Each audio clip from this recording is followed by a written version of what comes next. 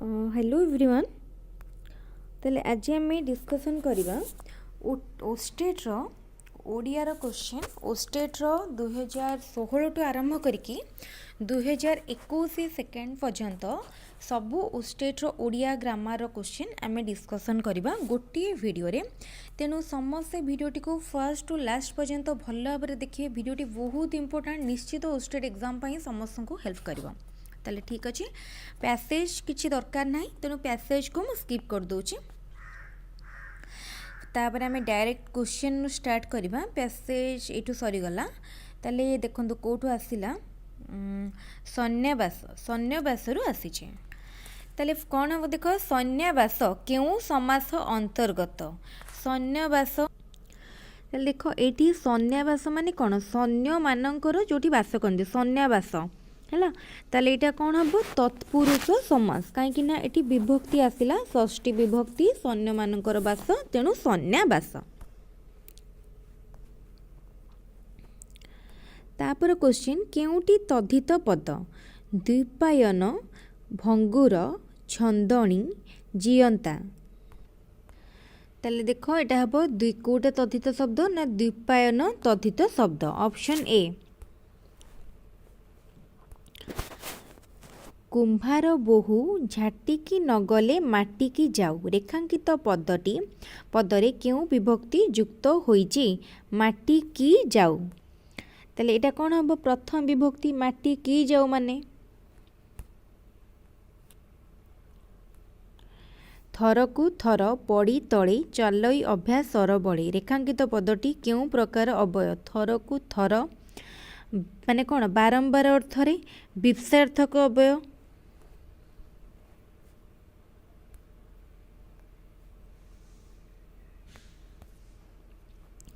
भारत सैन्य माने नानादि आधुनिक अस्त्रशस्त्र सह खाद्यपेय धरी युद्धक्षेत्र को जाती।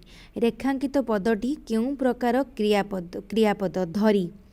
धरीटा गोटे कौन? असमापिका क्रिया माने कौन? सरुनी धरी। जेतेबेले भारत सरकार पक्षर स्वच्छ भारत गठनर आह्वान दिगला, सेतेबेले सारा देश में एक नूतन जागरण सृष्टि है। यह कि प्रकार वाक्य? ताल देख, जेतेबेले सेतेबेले थियो माने कि प्रकार वाक्य हम? जटिल वाक्य। निम्न प्रदत्त केउं शब्दटी णत्व विधि नियम को उल्लंघन करुची? णत्व विधि।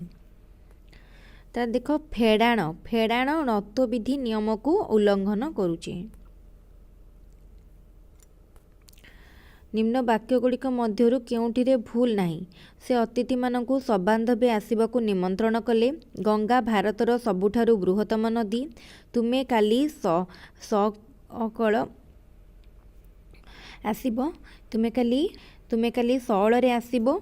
तांको कार्पण्य जोगु से घृणित हुअन्ति।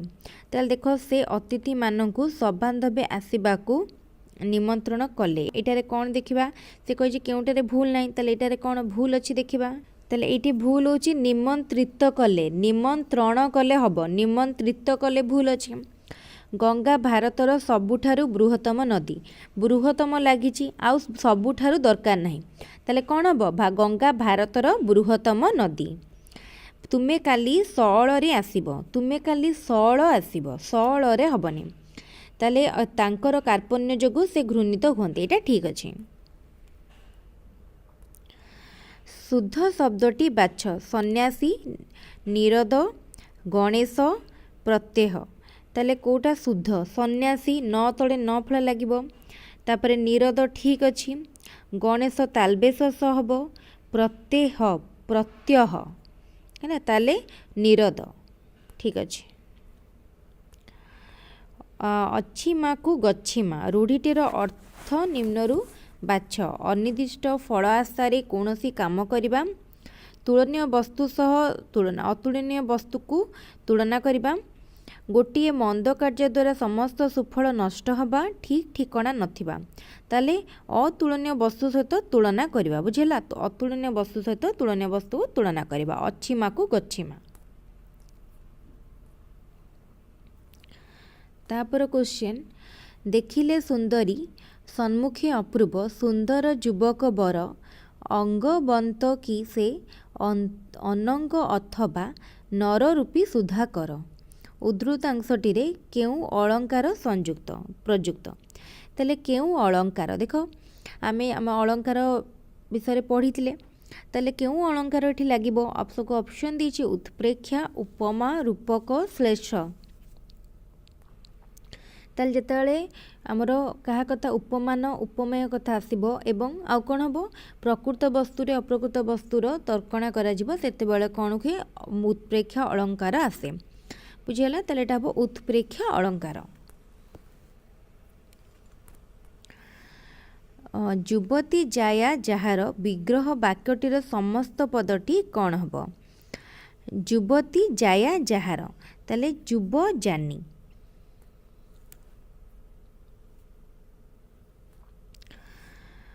ତାପରେ କ୍ୱେଶ୍ଚନ୍, 3-13 କରିବା। 3-13 କରିବା এই ରୂଢ଼ିଟିର ଅର୍ଥ କ'ଣ? 3-13 କରିବା ମାନେ ଠକିବା। ତାପରେ କ୍ୱେଶ୍ଚନ୍, ପାଣି ଗ୍ରହଣରୁ ବୁଝିଅଛୁ କାଲି ସ୍ୱଭାବେ ତୁମ୍ଭେ ଉଦାର ବାହୁଲ୍ୟେ ମାତର କହୁ ଅଛୁ ଆମ୍ଭେ ମୁନି କନ୍ୟା ହେ ଉଦାର। ଉଦ୍ଧୃତାଂଶଟିରେ କେଉଁ ଅଳଙ୍କାର ପ୍ରଯୁଜ୍ୟ? ତାହେଲେ ଦେଖ, ଯେଉଁଠି ଗୋଟିଏ ଶବ୍ଦ ଏକରୁ ଅଧିକ ଅର୍ଥ ପ୍ରକାଶ କରେ ତାକୁ ଆମେ ସେଠି କହିଥାନ୍ତି ଶ୍ଳେଷ ଅଳଙ୍କାର। ତାହେଲେ ଏଠି କ'ଣ ହେବ? ଶ୍ଳେଷ ଅଳଙ୍କାର।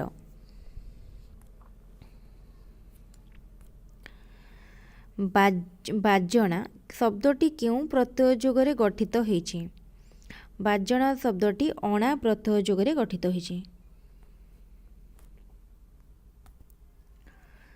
ଏଠି ଇଂଲିଶର ଗୋଟେ ସେଟ୍ର କ୍ୱେଶ୍ଚନ୍ ସରିଗଲା। ଏବେ ଆମେ ନେକ୍ସଟ ସେଟ୍ର କ୍ୱେଶ୍ଚନ୍ ଡିସ୍କସନ୍ କରିବା। ତାହେଲେ ଏଇଟା ହେଲା 2018ର କ୍ୱେଶ୍ଚନ୍। ତାହେଲେ ଏବେ 18ର ଓଡ଼ିଆ କ୍ୱେଶ୍ଚନ୍ ଦେଖିବା। ଶୁଦ୍ଧ ଶବ୍ଦଟି ବାଛ। କେଉଁଟା ଦେଖ ଶୁଦ୍ଧ?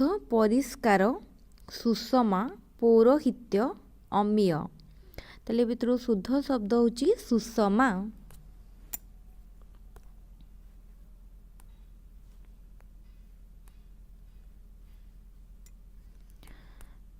ତାପରେ କ୍ୱେଶ୍ଚନ୍, ଶ୍ଵେତାଙ୍ଗ ଚଢ଼େଇ ଗୃହେ ସମାଗତ ନିରଭିତି କିବା ଉଠେ ଐରାବତ। ଏଠି କ'ଣ ଗୋଟେ ଆମର ତୁଳନା କରାହେଇଛି ପ୍ରକୃତ ବସ୍ତୁ ସହ ଅପ୍ରକୃତ ବସ୍ତୁ। ତାହେଲେ ଏଇଟା କ'ଣ ହେବ? ତୁଳନା ନେଇ ପ୍ରକୃତ ବସ୍ତୁ ଗୋଟେ ଅପ୍ରକୃତ ବସ୍ତୁ କଥା ଯେତେବେଳେ ଉଠୁଛି ସେଟା ହେବ ଉତ୍ପ୍ରେକ୍ଷା ଅଳଙ୍କାର। କୁହୁଡ଼ି ପହଁରିବା ବୃଥା ଚେଷ୍ଟା ବା ବୃଥା ପରିଶ୍ରମ। ଉପବନ ଏହା କେଉଁ ସମାସର ଅନ୍ତର୍ଗତ? ଉପ ଲାଗିଛି, ଉପ ଲାଗିଲେ ଏଇଟା କ'ଣ ହେବ? ଅବୈଭାବ।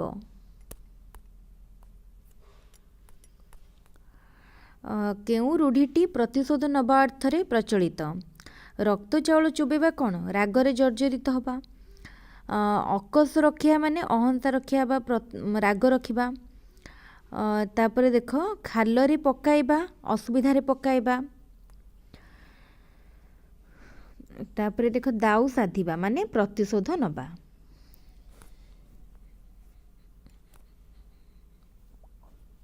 ତାପରେ ପ୍ୟାସେଜଟା ଦରକାର ନାହିଁ। ତାପରେ କ୍ୱେଶ୍ଚନ୍ ଦେଖିବା ଏଠୁ। ହଁ, କଳୁଷ ପଙ୍କେ ମୁହିଁ କେତେ ମଳିନ କେମନ୍ତେ ସରି ତୋର ହେବି ନଳିନ। ଉଦ୍ଧୃତାଂଶଟି କେଉଁ ଅଳଙ୍କାର ପ୍ରଯୁଜ୍ୟ? ତାହେଲେ ଦେଖ, ଏଇଠି ଆମର ଉପମାନ ଆଉ ଉପମେୟ ମଧ୍ୟରେ ଅଭେଦ କଳ୍ପିତ ହେଉଛି। କାହିଁକି ନା କେମିତି ଅଭେଦ ଜାଣିଲ? କେମନ୍ତ ସରି ହେବି ତ ସରି ହେବି ନଳିନ, ମାନେ ଏଠି ସେ କ'ଣ କରୁଛନ୍ତି? କଳୁଷ ପଙ୍ଖୀ ମୁହିଁ କେତେ ମଳିନ, ମାନେ ଏଠି ମଳିନ ସେ ନଳିନ ସହିତ ନିଜକୁ ତୁଳନା କମ୍ପେୟାର କରୁଛନ୍ତି, ବା ଏଠି ଆମର ଉପମାନ ଆଉ ଉପମେୟ ମଧ୍ୟରେ ଅଭେଦ କଳ୍ପିତ ହେଉଛି। ତାହେଲେ ଏଇଟା ଯୋଉଠି ଅଭେଦ କଳ୍ପିତ ହେଉଥାଏ ସେଠି ହୁଏ ରୂପକ ଅଳଙ୍କାର।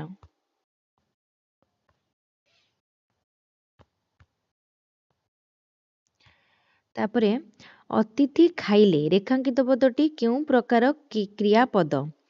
ଅତିଥି ଖାଇଲେ, ତାହେଲେ କ'ଣ ହେବ? ଏଇଟା ଅମିଶ୍ର। ଅତିଥି ଖାଇଲେ, ଖାଇଲେଟା ହେଉଛି ଅମିଶ୍ର। ତାପରେ ମହାବାତ୍ୟାରେ ଓଡ଼ିଶାର ବହୁ ଧନଜୀବନ ନଷ୍ଟ ହେଲା। ଏଇଟା ଗୋଟିଏ ସମାପିକ କ୍ରିୟା ଅଛି ସରଳ ବାକ୍ୟ। ନିମ୍ନ ପ୍ରଦତ୍ତ ଶବ୍ଦଟି ନିମ୍ନ ପ୍ରଦତ୍ତ କେଉଁ ଶବ୍ଦଟି ସତ୍ତ୍ୱବିଧି ନିୟମର ବ୍ୟତିକ୍ରମ? ପୁରୁଷ, ପ୍ରସାଦ, ଔଷଧ, ବିସୂଚିକା। ତାହେଲେ ଏଇଟି ଭିତରୁ କେଉଁଟି ସତ୍ତ୍ୱବିଧି ନିୟମର ଉଲ୍ଲଂଘନ କରୁଛି? ବିସୂଚିକା। ତାପରେ ନିମ୍ନ ପ୍ରଦତ୍ତ ବାକ୍ୟଗୁଡ଼ିକ ମଧ୍ୟରୁ ଶୁଦ୍ଧ ବାକ୍ୟଟିକୁ ଚିହ୍ନ। ରଥଯାତ୍ରା ଦେଖିବାକୁ ବହୁତ ଯାତ୍ରୀମାନେ ପୁରୀ ଆସିଥିଲେ। ସେ ସପରିବାର ସହିତ ବିବାହ ଉତ୍ସବରେ ଯୋଗ ଦେଇଥିଲେ। ଶିକ୍ଷକ ସଂକ୍ଷେପରେ ଉତ୍ତର ଦେବାକୁ ନିର୍ଦ୍ଦେଶ ଦେଲେ। ମୂଷା ଗଣେଶଙ୍କ ବାହନ ଅଟେ।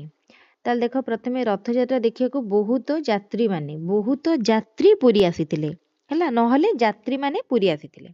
ଭୁଲ ଅଛି ଏଟା।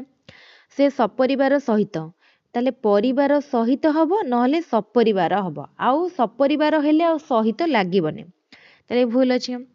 ମୂଷା ଗଣେଶଙ୍କ ବାହନ ଅଟେ, ତାହେଲେ ଗଣେଶଙ୍କ ସ୍ପେଲିଂ ଏଠି ଭୁଲ ଅଛି। ଶିକ୍ଷକ ସଂକ୍ଷେପରେ ଉତ୍ତର ଦେବାକୁ ନିର୍ଦ୍ଦେଶ ଦେଲେ, ଏଇଟା ଠିକ ଅଛି। ତାପରେ ଶିଷ୍ୟ ଶବ୍ଦଟି କେଉଁ ପ୍ରତ୍ୟୟ ଯୋଗରେ ଗଠିତ ହୋଇଛି? ଶିଷ୍ୟ ଜ ପ୍ରତ୍ୟୟ ବା ୟ ପ୍ରତ୍ୟୟ ଯୋଗରେ ଗଠିତ ହୋଇଛି। ଅନୁରୂପ କେଉଁ ସମାସର ଅନ୍ତର୍ଗତ? ଅନୁ ଲାଗିଛି, ଏଟା ଅନୁ ଅବୟଭାବ ସମାସ।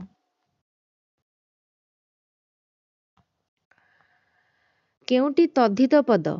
ଗାୟକ, କୌଶଳ, ଭୂଷଣ, ଉଠାଣି। ତାହେଲେ ଦେଖ, ଧାତୁ ସହିତ ପ୍ରତ୍ୟୟ ଯୋଗ ହେଲେ ହୁଏ କୃଦନ୍ତ, ଶବ୍ଦ ସହିତ ପ୍ରତ୍ୟୟ ଯୋଗ ହେଲେ ହୁଏ ତଦ୍ଧିତ। ତାହେଲେ କୌଶଳ ହେଉଛି ଗୋଟେ ତଦ୍ଧିତ ପଦ। ତାପରେ ସମ୍ପଦ କାଳେ ସର୍ବେ ସଖା, ବିପଦେ ନ ଦିଅନ୍ତି ଦେଖା। ତାହେଲେ ବିପଦେ ମାନେ ବିପଦରେ, ରେ ଠାରେ ମାନଙ୍କ ଠାରେ, ଏଇଟା କଣ ହୁଏ? ସପ୍ତମୀ ବିଭକ୍ତି।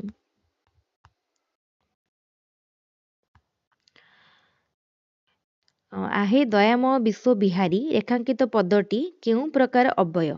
ତାହେଲେ ଏଇଟା आहे ମାନେ କଣ? ସମ୍ବୋଧନ କରାହଉଛି, ସମ୍ବୋଧନ ସୂଚକ ଅବ୍ୟୟ। ତାହେଲେ 2018ର ଓଡ଼ିଆ କ୍ୱେଶ୍ଚିନ୍ ଇଜି ଲାଗୁଛି, ଭଲ ଲାଗୁଛି। ତାପରେ ନେକ୍ସଟ ଆମେ ଯିବା 2019କୁ। ତାହେଲେ ଏଇଟା ହେଲା 2019ର କ୍ୱେଶ୍ଚିନ୍। ପ୍ୟାସେଜ ତ ଆମେ କରିବାରନି, ତାପରେ ନେକ୍ସଟ କ୍ୱେଶ୍ଚିନ୍ ଦେଖିବା। ତାହେଲେ ଦେଖ, କ୍ୱେଶ୍ଚିନ୍ କ'ଣ ଦେଇଛି? କଥା ପକାଇବା ରୂଢ଼ିଟି କେଉଁ ଅର୍ଥରେ ପ୍ରଚଳିତ? ନିଷ୍ପତ୍ତି କରିବା, ଗୁପ୍ତ କଥା ପ୍ରଘଟ କରିବା, ବାଧା ଦେବା, ପ୍ରସ୍ତାବ ଦବା। ହେଲେ କଥା ପକାଇବା ମାନେ ହେଉଛି ପ୍ରସ୍ତାବ ଦବା। ତାପରେ କ୍ୱେଶ୍ଚିନ୍, ଦର୍ଦୁର ରବ ଶୁଣି ନୀରବ ପିକ, ମୂଢ଼ ସଭାରେ ମୂକ ଯଥା ଧାର୍ମିକ। ଏଠାରେ କେଉଁ ଅଳଙ୍କାର ରହିଛି? ତାହେଲେ ଦେଖିବା କ'ଣ ହବ? ଦର୍ଦୁର ରବ ଶୁଣି ନୀରବ ପିକ, ମୂଢ଼ ସଭାରେ ମୂକ ଯଥା ଧାର୍ମିକ। ଏଇଟା ହବ କ'ଣ? ଉପମା ଅଳଙ୍କାର।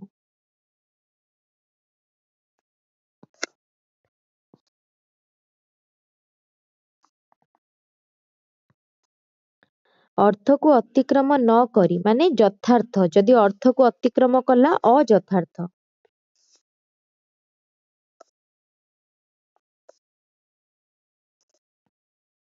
ତାପରେ କ୍ୱେଶ୍ଚିନ୍, ମାସମାନଙ୍କରେ ମାର୍ଗଶିର ଶ୍ରେଷ୍ଠ, ମାନେ ମାସମାନଙ୍କ ମଧ୍ୟରେ ମାର୍ଗଶିର ଶ୍ରେଷ୍ଠ।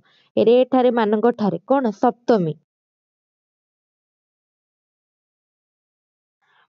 ଘୋଡ଼ା ମୁହାଁ, ଏହା କେଉଁ ସମାସ ନିଷ୍ପନ୍ନ? ଏହା ବହୁବ୍ରୀହି ସମାସ ନିଷ୍ପନ୍ନ।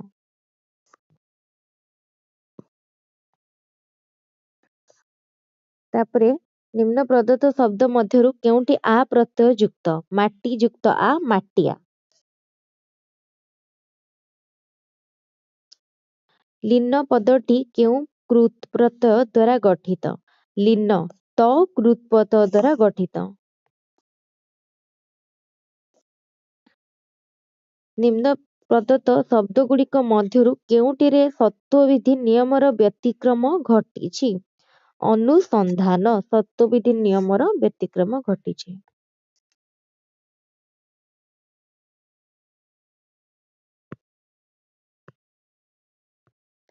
ତାପରେ କାନ୍ଧ ଲଗାଇବା ମାନେ କଣ? ସାହାଯ୍ୟ କରିବା।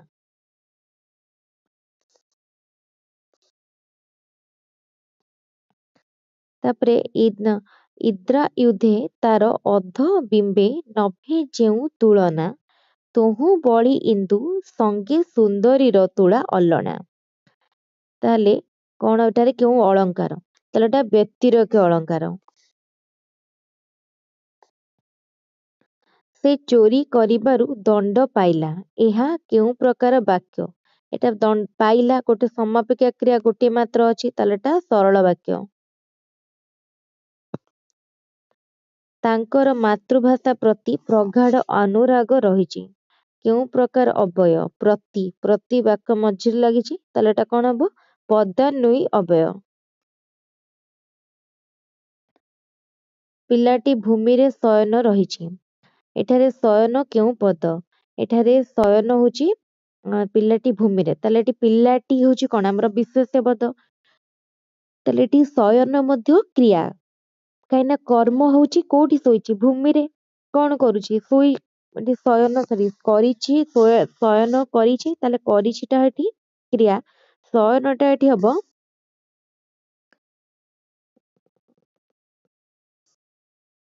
ମାନେ ଯଦି କଣ କରୁଛି, ଶୟନ ଯେହେତୁ କରିଛି, ତାହେଲେ ଏଠି ବିଶେଷ୍ୟ।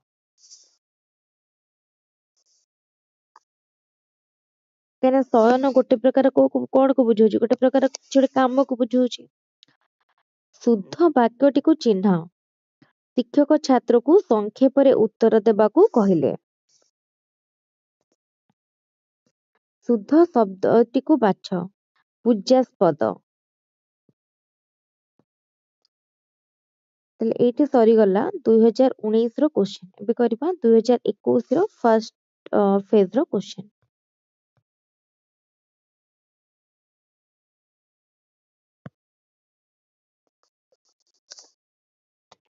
ଏଇଟା ହଉଛି 2021ର ଫାର୍ଷ୍ଟ ଫେଜ୍ର ଓଷ୍ଟେଟର ଓଡ଼ିଆ କ୍ୱେଶ୍ଚନ। ତାହେଲେ ଫାର୍ଷ୍ଟ ଆମେ ପ୍ୟାସେଜ ତ ଡିସ୍କସନ କରିବାନି, କାହିଁକିନା ପ୍ୟାସେଜ ମତେ କରିପାରିବେ। ତାହେଲେ ଡାଇରେକ୍ଟ ଆମେ କ୍ୱେଶ୍ଚନକୁ ଯିବା। ତୁଳସୀ ଦୁଇ ପତ୍ରରୁ ବାସେ, ବିଛୁଆତି ଦି ପତ୍ରରୁ କୁଣ୍ଡାଇ ହୁଏ। ଏହା କେଉଁ ପ୍ରକାର ବାକ୍ୟ? ତାହେଲେ ଦେଖ ଏଠି ଏକାଧିକ ଦୁଇଟି ଅଛି ସମାପିକା କ୍ରିୟା, କମା ଦ୍ଵାରା ଦୁଇଟି ବାକ୍ୟକୁ ଯୋଡା ହେଇଛି, ତାହେଲେ ଏଟା ହଉଛି ଯୌଗିକ ବାକ୍ୟ। ତାପରେ କ୍ୱେଶ୍ଚନ, ସବୁଠି ମିଛ ହରିନାମ ସତ, ଏଥିରେ ସବୁ କେଉଁ ପଦ? ଏଥିରେ ଦେଖ ସବୁଟି ହଉଛି ସର୍ବନାମ। ନିରର୍ଥକ, ଏହା କେଉଁ ସମାସ ନିଷ୍ପନ୍ନ ପଦ? ନିରର୍ଥକ, ଯାହାର କିଛି ଅର୍ଥ ନାହିଁ, ଯାହାର ନିରର୍ଥକ, ତାହେଲେ ଏଇଟା ହଉଛି ଅର୍ଥ ନାହିଁ ଯାହାର ନିରର୍ଥକ ହେଲେ ବହୁବ୍ରୀହି ସମାସ। ତାପରେ ଦେଖିବା ସଟା ବଟା କରି, ରୂଢିଟିର ଅର୍ଥ କଣ? ସଟା ବଟା କରି ମାନେ କୌଣସି ମତେ। ତାପରେ ନିମ୍ନୋକ୍ତ ଶବ୍ଦ ଗୁଡିକ ମଧ୍ୟରୁ କେଉଁଟି ଅପ୍ରତ୍ୟୟ ଯୋଗ ହୋଇଛି? ଗବ୍ୟ, ଦୈତ୍ୟ, ବୈଦ୍ୟ, ସୈନ୍ୟ। ତାହେଲେ କେଉଁଟିରେ ଅପ୍ରତ୍ୟୟ ଯୋଗ ହୋଇଛି? ତାହେଲେ ଦେଖ ବୈଦ୍ୟରେ ଅପ୍ରତ୍ୟୟ ଯୋଗ ହେଇଛି। ତାପରେ ଶୁଦ୍ଧ ଶବ୍ଦଟିକୁ ବାଛ। ଚାକିରି, ଭରସା, ଉପତ୍ୟକା, ସାରଥୀ। ତାହେଲେ ଦେଖ ଚାକିରି, ରେ ଏଟା ଦୀର୍ଘୀ ହବନି। ତାପରେ ଭରସା ମତେ ଭୁଲ ଅଛି, ଉପତ୍ୟକା, ତାପରେ ଦେଖ ସାରଥୀ ଠିକ ଅଛି।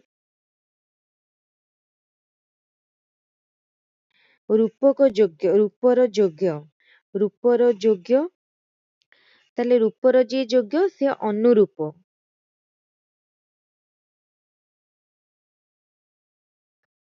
ଭୁଲ ନଥିବା ବାକ୍ୟଟିକୁ ଚିହ୍ନାଅ। ସେ ଅତିଥି ମାନଙ୍କୁ ସବାନ୍ଧବେ ଆସିବାକୁ ନିମନ୍ତ୍ରଣ କରିଥିଲେ। ତାପରେ ଦେଖ ଗୌତମ ମୃତ ଶବକୁ ଦେଖିବା ପରେ ସନ୍ନ୍ୟାସୀ ହେବାକୁ ସ୍ଥିର କଲେ।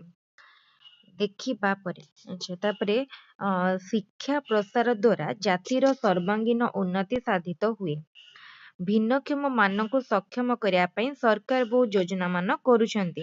ତାହେଲେ ଦେଖ, ଫାର୍ଷ୍ଟ ସେ ଅତିଥି ମାନଙ୍କୁ ସବାନ୍ଧବେ ଆସିବା ପାଇଁ ନିମନ୍ତ୍ରିତ କଲେ ଅଛି, ସେଟା ତ୍ରିତ ହବନି, ନିମନ୍ତ୍ରଣ କଲେ ଭୁଲ ଅଛି। ତାପରେ ଗୌତମ ମୃତ ଶବକୁ ଦେଖିବା ପରେ ସନ୍ନ୍ୟାସୀ ହବାକୁ ସ୍ଥିର କଲେ। ଦେଖିବା ପରେ ନୁହଁ, ଦେଖିଲା ପରେ, ଭୁଲ ଅଛି। ତାପରେ ଶିକ୍ଷା ପ୍ରସାର ଦ୍ୱାରା ଜାତିର ସର୍ବାଙ୍ଗୀନ ଉନ୍ନତି ସାଧିତ ହୁଏ, ଏଇଟା ଠିକ ଅଛି। ତାପରେ କ୍ୱେଶ୍ଚନ, ରମଣୀୟ ଶବ୍ଦଟି କେଉଁ କୃତ୍ ପ୍ରତ୍ୟୟ ଦ୍ୱାରା ଗଠିତ?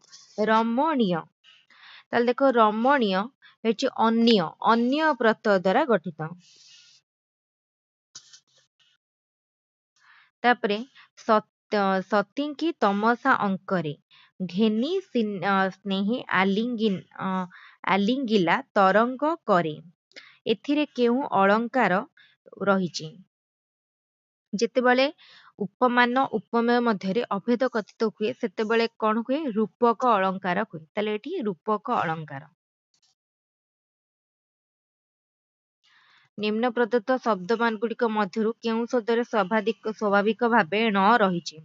ଶ୍ରବଣ, ମ୍ରିୟମାଣ, ନିର୍ଣ୍ଣୟ, ଲବଣ। ତାହେଲେ ଦେଖ ଲବଣରେ ସ୍ୱାଭାବିକ ଭାବରେ ଣ ରହିଛି।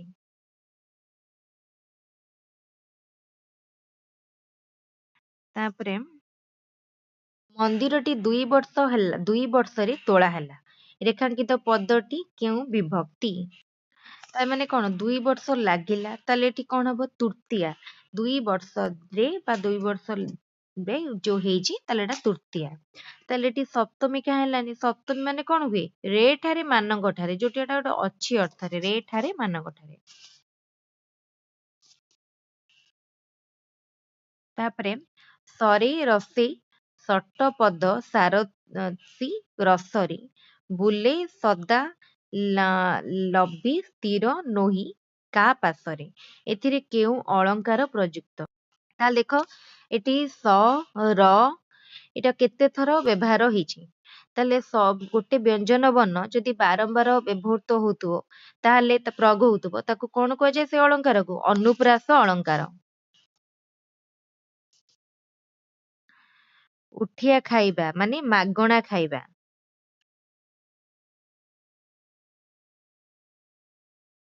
ତାପରେ ଚୋରଟି ପୋଲିସ କର୍ତ୍ତୁକ ଧରା ହେଲା। ଚୋରଟି ପୋଲିସ କର୍ତ୍ତୁକ ଧରା ହେଲା। ରେଖାଙ୍କିତ ପଦଟି କେଉଁ ପ୍ରକାର ଅବୟବ? ହେତୁ ବା ବୋଧକ, ଭାବ ବୋଧବାଚକ, ନିଶ୍ଚୟ ବୋଧକ, ବିଭକ୍ତି। ତାହେଲେ କୋଉଟା ଉପରେ ଦେଖ ଲାଇନ ଆମର ରେଖାଙ୍କିତ ପଦ ବା ଅଣ୍ଡରଲାଇନ ହେଇଛି? କର୍ତ୍ତୁକ। ତାହେଲେ ଏଟା ହଉଛି ବିଭକ୍ତି ସୂଚକ।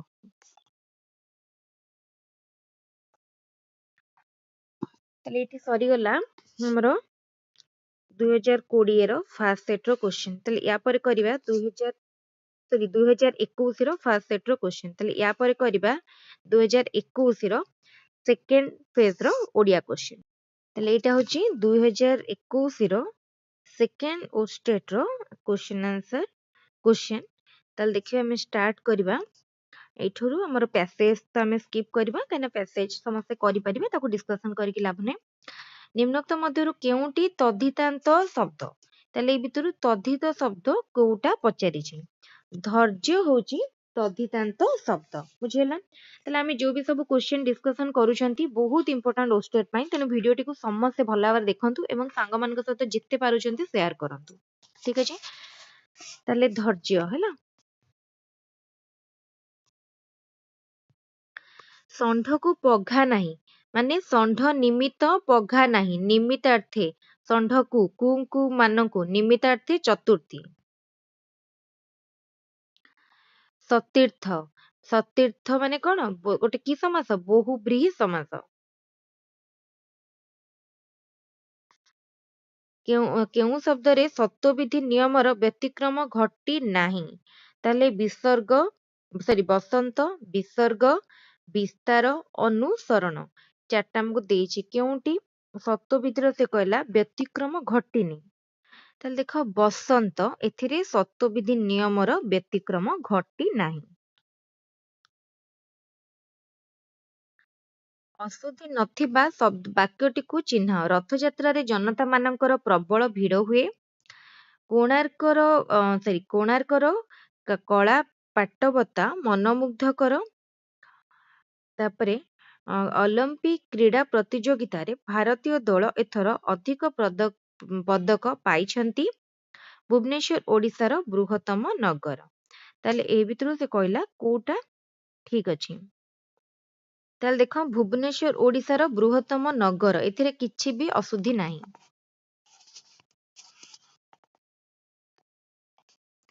ମଧୁବାବୁ ଏଣ୍ଟ୍ରାନ୍ସ ପାସ୍ କଲା ବେଳକୁ କଲିକତାକୁ ରେଳପଥ ନଥିଲା। ଏହା କେଉଁ ପ୍ରକାର ବାକ୍ୟ? ଏଇଟା ହଉଛି କଣ? ସରଳ ବାକ୍ୟ।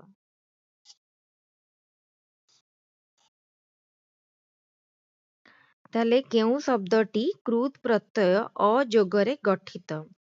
ତାହେଲେ ଦେଖ ଘାତ ଶବ୍ଦଟି କୃତ୍ ପ୍ରତ୍ୟୟ ଅ ଯୋଗରେ ଗଠିତ। ଶୁଦ୍ଧ ଶବ୍ଦଟିକୁ ବାଛ। ସ୍ୱର୍ଗତ ମାମୁଁ ସାକ୍ଷୀ ଗୋପାଳ। ତାହେଲେ ଏ ଭିତରୁ ସ୍ୱର୍ଗତ ମାମୁଁ ଓତପ୍ରୋତ ସାକ୍ଷୀ ଗୋପାଳ। ତାହେଲେ ଓତପ୍ରୋତ ଶୁଦ୍ଧ ଶବ୍ଦ।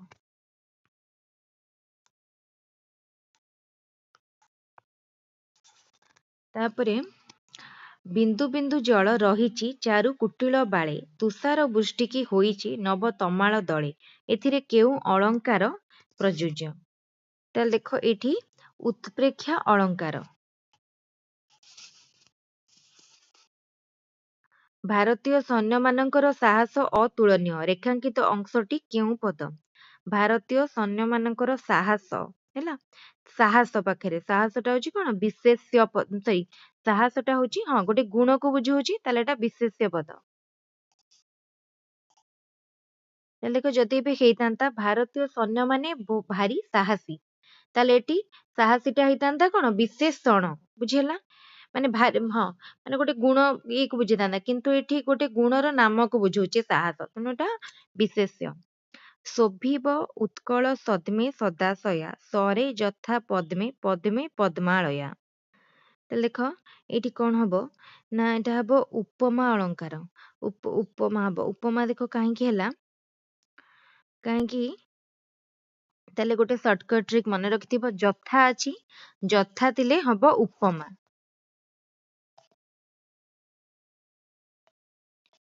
ତାପରେ ଅକ୍ଷର ପଛରେ ସମସ୍ତ ପଦଟି କଣ? ମାନେ ପରୋକ୍ଷ। ଯତି ପଡିବା ମାନେ ମେଳ ଖାଇବା।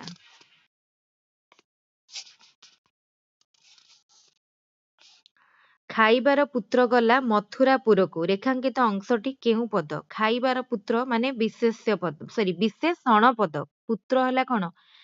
ବିଶେଷ୍ୟ। ତାହେଲେ ପୁତ୍ରକୁ ବିଶେଷିତ କରୁଛି କି ଖାଇବାର, ତାହେଲେ ଖାଇବାରଟା ହଉଛି ବିଶେଷଣ। ଛଇ ଦେଖାଇବା ରୂଢିର ଅର୍ଥ କଣ? ଛଇ ଦେଖାଇବା ମାନେ କଣ? ଛଇ ଦେଖାଇବା ମାନେ ଭଙ୍ଗୀ ଦେଖେଇବା।